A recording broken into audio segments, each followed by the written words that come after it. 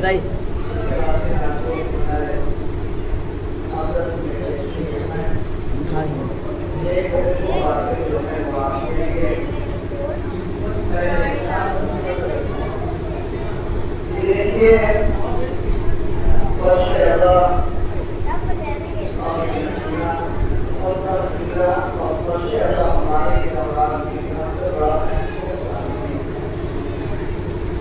वजह ये है कि अमानत मतलब शराबी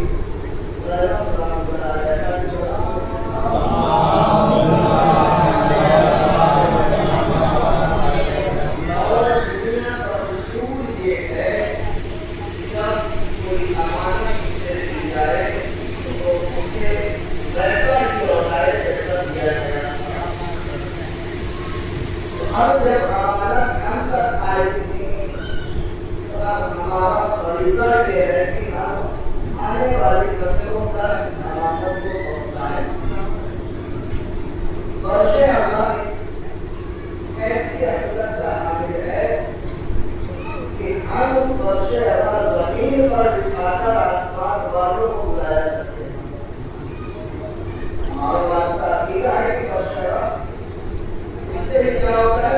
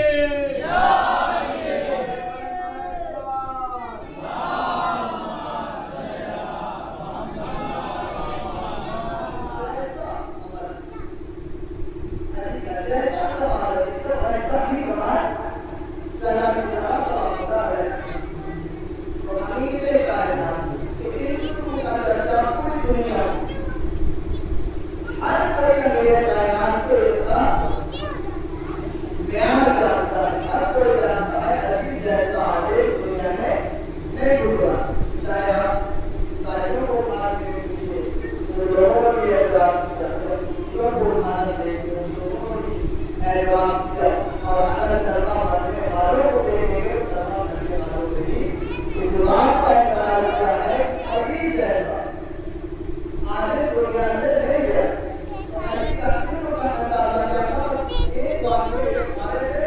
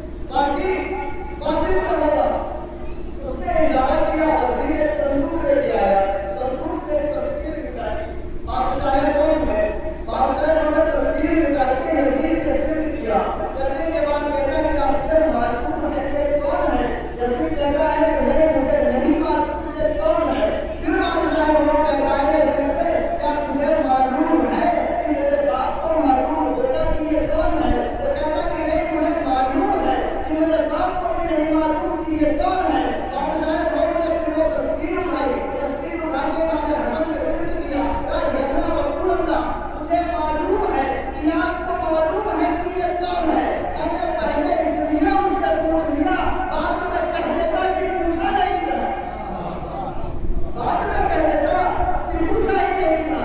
जैसे ही इमाम हसन ने तस्वीर ली, अबा का दामन उठाया, तस्वीर साफ की, कहा कि मेरे दादा आदम है। दूसरी तस्वीर निकाली, कहा नूह है, मूसा है, इब्राहीम है, जकरिया है, सुलेमान है, दाऊद है, यहया है। जैसे ही आयत तस्वीरें निकालता गया, इमाम हसन बताते गए कि ये आदम है, ये नूह है, ये इब्राहीम है, ये मूसा है, ये ईसा है, ये यूसुफ है, ये इसहाक है। बादशाह रोम की हैरत बढ़ी, उसने कुर्सी छोड़ दी, इमाम हसन की सिफ्त देखा। इमाम हसन ने कहा, बादशाह रोम इतनी जल्दी हैरत में मत आ जा, मैं सिर्फ ये नहीं बताऊंगा कि ये आदम है, ये मूसा है, ये ईसा है, ये इब्राहीम है, ये नूह है, ये जकरिया है। मैं ये भी बताऊंगा अगर ये आदम है तो आदम की औलादें कितनी थी। मैं ये भी बताऊंगा ये मूसा है तो वो मूसा के वक्त का बादशाह कौन था, मूसा के कितनी शादियां की थी, मूसा की औलादें कितनी थी। मैं ये भी बताऊंगा ये ईसा है तो ईसा के वक्त का बादशाह कौन था। मैं ये भी बताऊंगा ये यूसुफ है तो यूसुफ को मिस्र कहाँ से मिला, यूसुफ को मिस्र का बाजार कहाँ से मिला, यूसुफ को मिस्र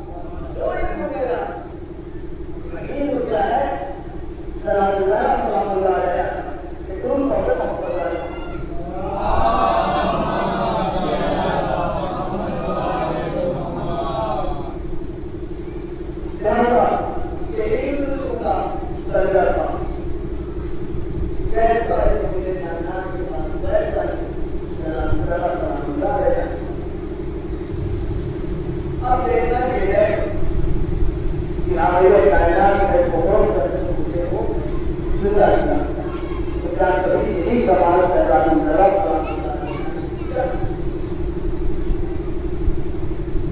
चलो ये इनका से जुड़ा हुआ मैं ज़्यादा आसमान को जानता हूँ चंद लोग हैं क्योंकि आपस में जो मशवरा किया क्यों ना अधिकार क्यों ना अधिकार कितना किया जैसे कि इस बार पर तो लोगों को वही कर रहे हैं उनका करना पड़ रहा है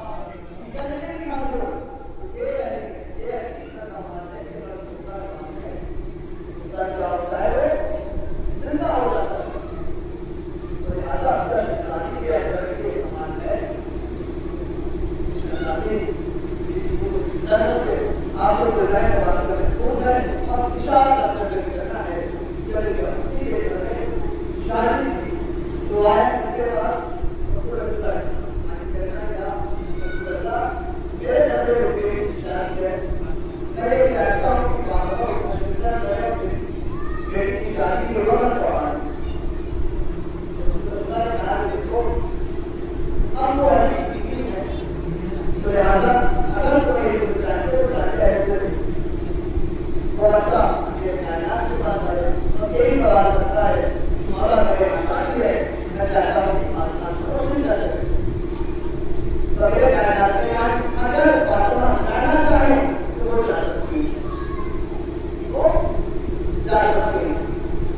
यहूदी ने दावत की और चला गया, लेकिन उसके दिल की नीयत ये थी कि जब फातिमा आएगी तो अच्छा लिबास पुराना होगा, तेरह के लगे होंगे। हमारी शादियों में हर कोई सदा होता है, हर कोई बेहतरीन लिबास में आया होगा तो लोग फातिमा का क्या करेंगे, मजाक करेंगे। जजानिया है कि ये काम आपके पास आप कहते हैं कि आपको नहीं मालूम कि मेरे पास कोई ऐसा जुड़ा नहीं है कि ये मैं चाहे के शादी हो जा सकता हूँ। मेरे कायनात ने क्या कहा कि तुम जन्नत की मालिका हो, अगर तुम्हें जरूरत हो तो जन्नत से मंगा लो। जैसे ये कहना था एक बरसता लिबास लेके नासिर हो गया, जन्नत लिबास पहना और जन्नत का जेवर जन्नत मुजद्दद किया और शादी में पहुंच गए। तो उन लोगों की नियत क्या थी, फातिमा पुराने लिबास में आएंगी और मजाक उड़ाएंगे, लेकिन जब फातिमा पहुंची तो अब उन औरतों ने जब ये मंजर देखा कि ना कुछ जैसा लिबास किसी का था, ना कुछ जैसा जेवर किसी का था, तो हर कोई देखकर फातिमा के नूर को इस कदर बेहोश हुआ कि जितनी औरतें थी बेहोश हो गई, तुरंत मर गई, जैसे ही मंजर पेश आया, शहजादी ने अपने घर से मुसल्ला बिछाया, मंगाया, मुसल्ला यहूदी के मकान में बिछाते थे, दुआ के लिए हाथ काट दिया और थोड़ी ही देर में वो कुर्ता तो तुरंत ही वो जिंदा हो गई। मैं कहूँगा शहजादी आप अली की हमसर है, अली आपके हमसर हैं, अली लोगों से मुर्दे को जिंदा करते हैं, अगर आप भी चाहती ठोकर मारती मुर्दा जिंदा हो जाता, लेकिन आपने मुसल्ला मंगाया, नमाज पढ़ी, फिर अपने रब के लिए हाथ उठाया और अपने रब से दुआ की, फिर मुर्दा जिंदा हुआ। और शायद फातिमा कहे मैं दुनिया को यही तो बताना चाहती हूँ, चाहे मैं हो चाहे मेरा शौहर अली हो, हम अपने आप को मनवाने आए ही नहीं हैं, हम आए हैं अपने रब को मनवाने के लिए।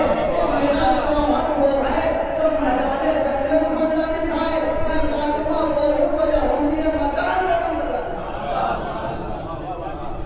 अपने आप को मनवाने आए ही नहीं, तो करने वाले हमारा कमाल है, हम अपने रब को मनवाने आए। जो कमाल है बड़ी कमाल बात, बस इतना मुद्दे की तरफ और इशारा करते क्या तमाम करो। अमीर कायनात वो हस्ती है, इसके शागिर्दों का नाम आता है हर किसी को मालूम है, हर मसलन इस बात का एहतराम करता है कि अमीर कायनात के शागिर्दों का नाम क्या है, अगर सूरत के रखने लगे तो जिब्राइल को फरिश्तों के सरदार नहीं, फरिश्तों के सरदार लोग कैसे हो सकते हैं। उन्हें एक रवाना करता हूँ, इससे अंदाजा हो जाएगा। जनाबे मूसा जो साहिब किताब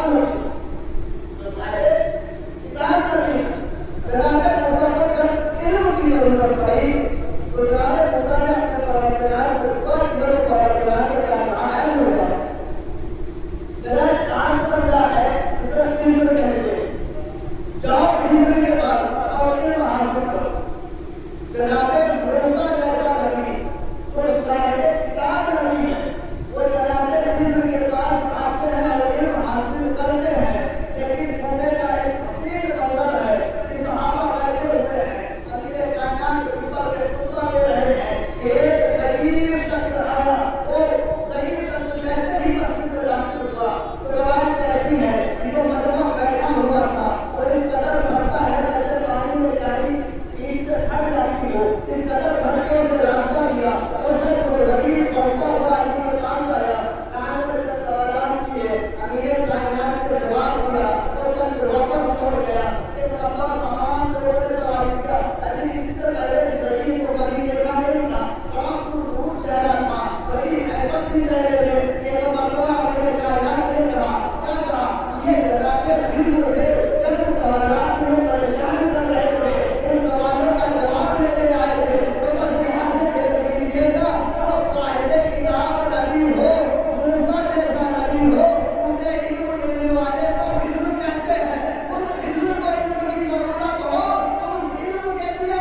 के पास खड़ा होगा। नारे हैदरी आवाज़े पलंग नारे सलवार।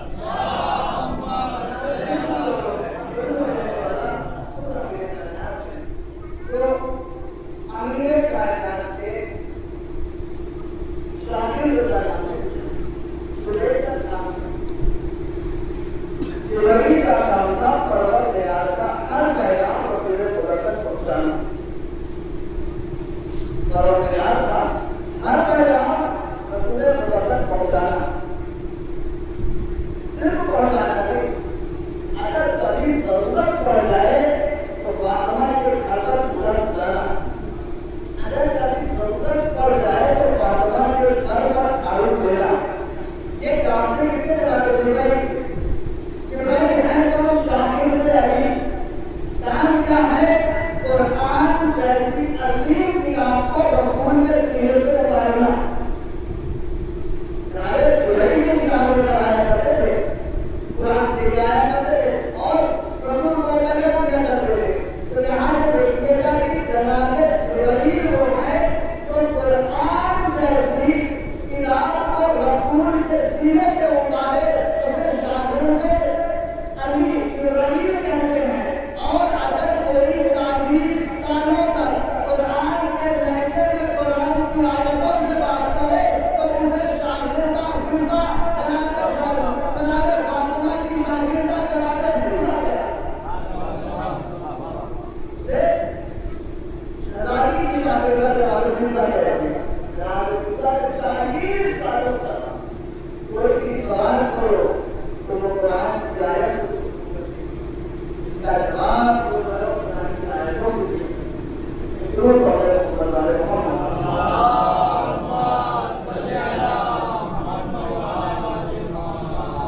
बस मैंने तमाम कर दिया। मसाइल के चंद जुमले आपके सामने पेश करता चलूं।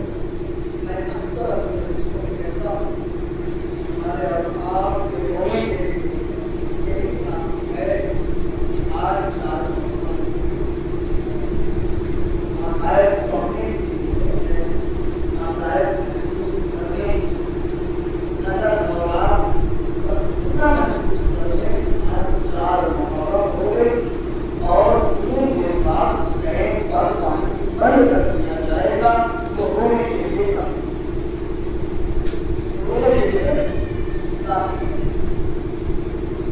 और मसाइल जनाबे उसकी जो 3 बच्चे से मोहम्मद और इब्राहिम जनाबे उसकी मुझे बच्चे हमारे मुताबिक 17,000 लोग जनाबे उसकी और जब जनाबे उसके नमाज़ मगरिब पढ़ाई है तो हज़ारों लोग की नमाज़ और जब जनाबे उसके में नमाज़ इशा पढ़ाई है तो जनाबे उसकी तरफ इशा पढ़ाकर पलट कर देखते हैं तो करना अपने आप को मानते हैं और कोई बच्चे समय रात की कठिनाई में उसके कभी इस तरह में है कभी इस तरह में है और उधर 2 बच्चे यतीम जो उनका आएगा वो बड़े भाई से कहता है इसके अंदर क्या इतने बड़े शहर में कोई घटना नहीं कि कोई ऐसा नहीं है कि जो हमें अपने घर में काम नहीं कर और हमारे कहता है नहीं कोई घटना नहीं है। सुबह नमदार हुई बच्चों की याद इससे है उन नारों से कि मुस्लिम को मारो, मुस्लिम को मारो, मुस्लिम को कत्ल करो, मुस्लिम को कत्ल करो। तो हर तरह के रिश्ते का भाई बनते हुए भाई से कहता है कि नहीं था लेकिन मुस्लिम की बात हो रही है कहीं अपने पापा मुस्लिम को बहुत भारी रास्ते में आंसू भर के कहता है कि नहीं अपना पापा नहीं रह सकता कि बड़ा भाई बन के कहता है कि भटका आपको बोलना ही नहीं आता अगर मेरा अपना पापा नहीं है तो आपके आंखों में आंसू कुछ शहीद हो गए बच्चे कभी पूछे नहीं कभी साथ में यहाँ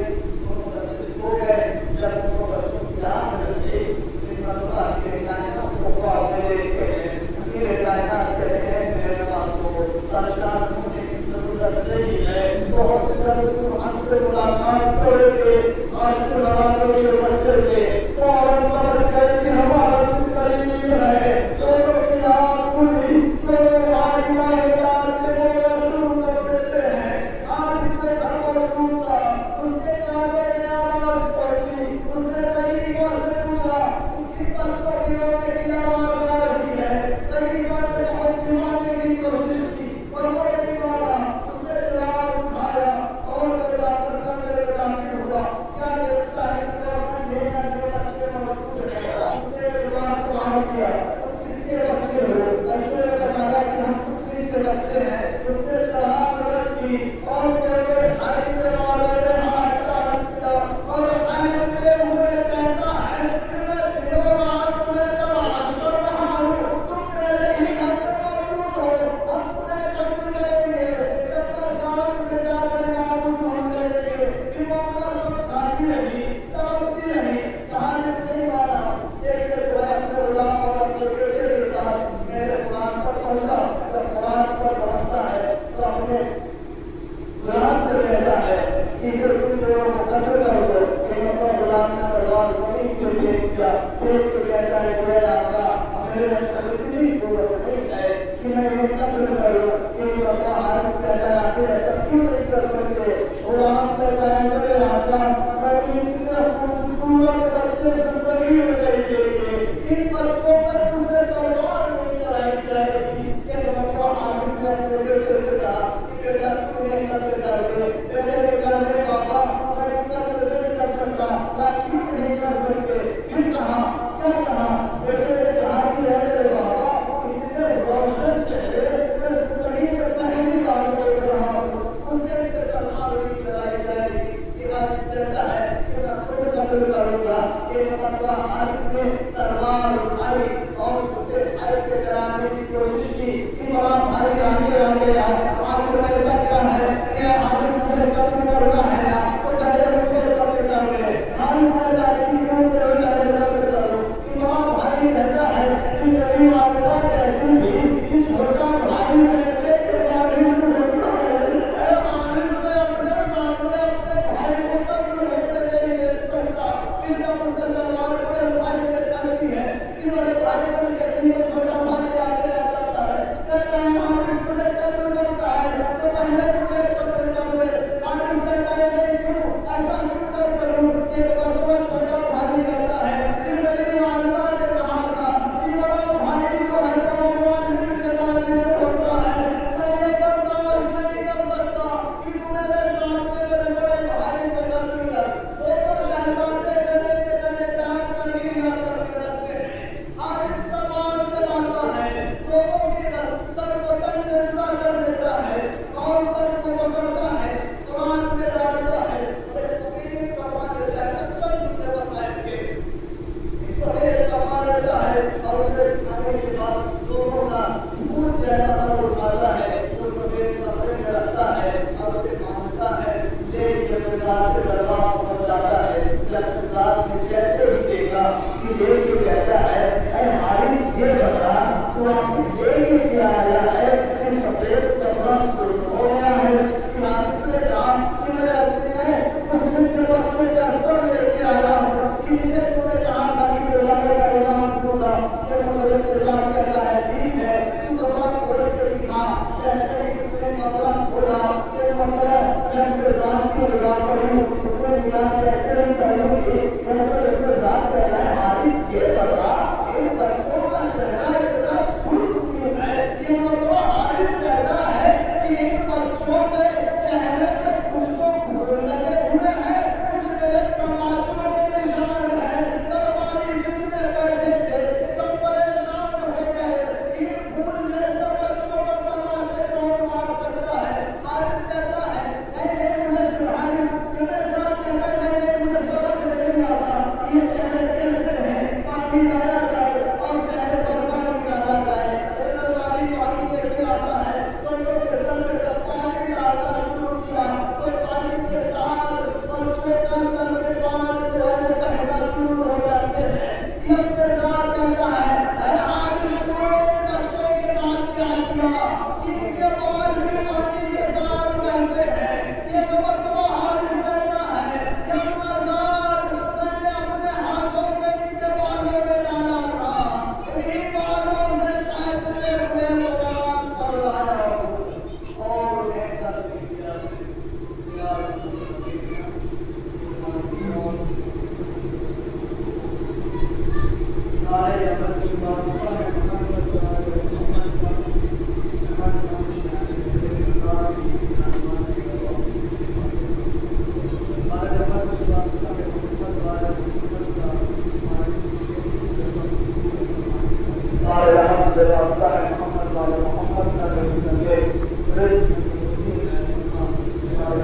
व्यवस्था